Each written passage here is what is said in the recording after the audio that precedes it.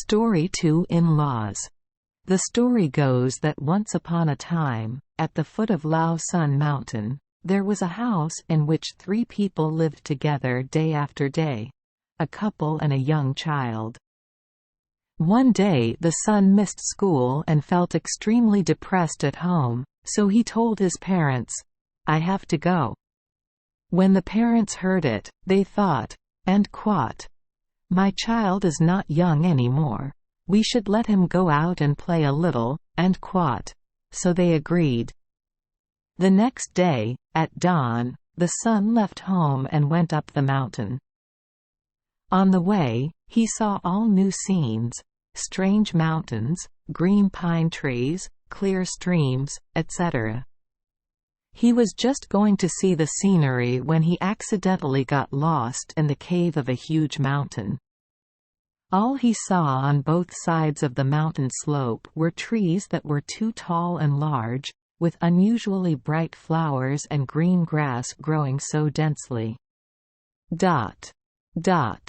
After walking for a while, he felt a little thirsty and thought to himself, and quote, "If only I had a sip of water to quench my thirst." And quote. It and number 39.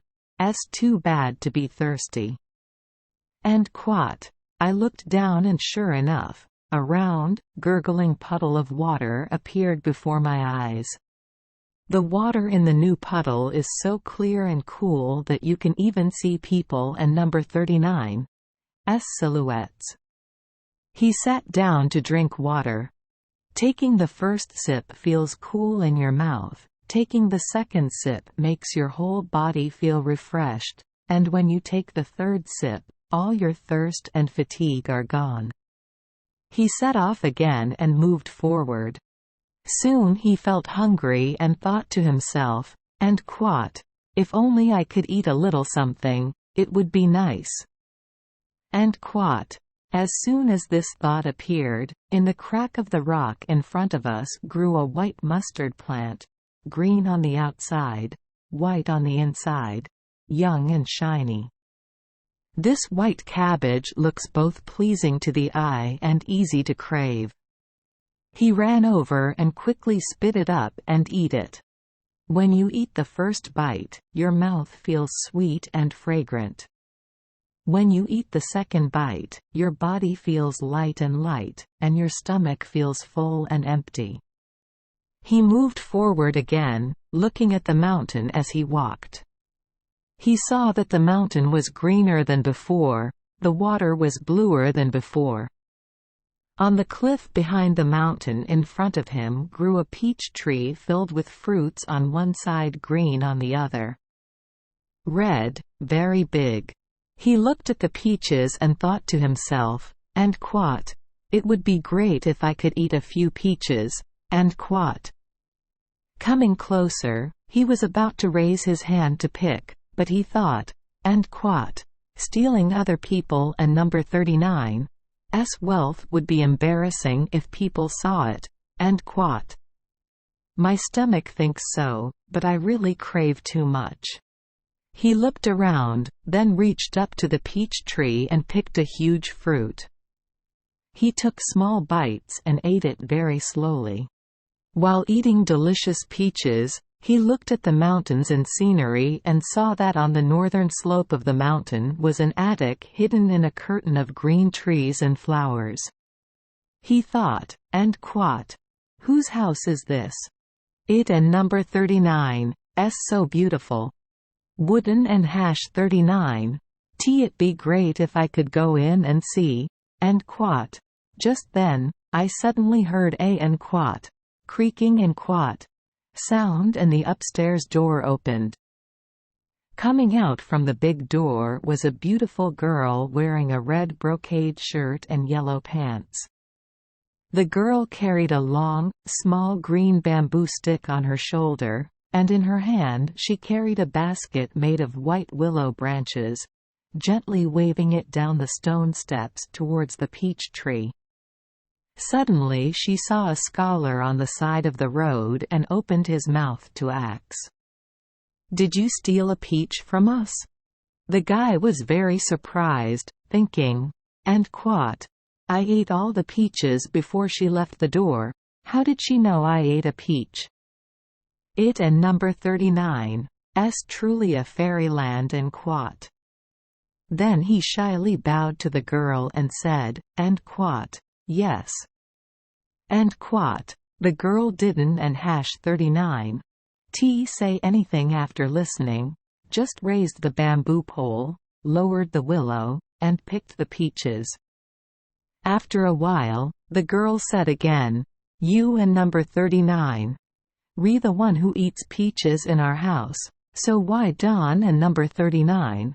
You lend a helping hand. He heard that and thought it was right. What people say makes a lot of sense, so he quickly gathered peaches into the willow lane for the girl. The peaches in the willow lane were full. The girl said, Don and number 39. You want to eat peaches? Follow me home to eat. He heard it right, but going to a girl and number 39's house he didn't and hash 39. No was a problem, so he said, I won and number 39. Go. Hearing that, the girl raised her face and said, I counted my peaches. One fruit is missing. How about you tell me to go home and tell my parents? We should not satisfy our cravings to the detriment of our reputation. When you go home, I and number 39. Explain it to my parents better. He felt he had no choice but to carry the bag and follow the girl through the big gate. The girl took him in circles until he reached a place with a house. When he entered the house, he was surprised to see it. The bed was hung with red curtains embroidered with flowers, the table was full of stationery, and the walls were full of paintings and writings of famous people. While he was watching passionately, he heard someone clearing his throat outside and the girl said, My father has arrived. You sit in the boat, Don and number 39. Move. Having said that, he went out on his own. Just then, from outside the door, an old man with a white beard and slim figure walked in. The old man saw him and smiled and said, Ah, a guest has arrived. Immediately ask family members to set the table with wine and food. At the party, he and the old man drank wine and discussed life stories. The two of them drank until late afternoon. The old man said, I and number 39. They had too much to drink, please leave first. Then he stood up and left. When he saw the old man leave, he leaned against the back of the chair and dozed off. While daydreaming, I suddenly heard the sound of the door, opened my eyes and saw that it was red light time. I only saw the girl holding a lamp entering the room. He sat in the dark and saw under the light a beautiful girl who was no different from a fairy in the sky. The more I look at it, the more I like it, the more I look at it, the more moved I feel. At this time, the girl went to light all the lights in the room and then brought wine and meat to sit with him and eat. After drinking wine for 3 weeks, the food tasted all 5 flavors. She guided him into the brocade and they got married. After a few days, the girl saw that he suddenly could and hash 39. Eat well, could and hash 39. Sleep well, and didn't and hash 39. Bother to talk or laugh. She said, Shall I take you to the living room to read a book? Saying that, he led him into a large room. Books in the room are stacked in stacks. He watched and then didn't and hash 39. Watch half of it. The girl said, Let me show you the show. Led him to the northern door again. When I opened the door, the gongs and drums were resounding and the singers were performing. After watching the show for a while, he could and hash 39. Watch it anymore. The girl saw no other way but returned to her room with him. Sitting and drinking for a while, the girl sighed and said, "Are you homesick?" He nodded.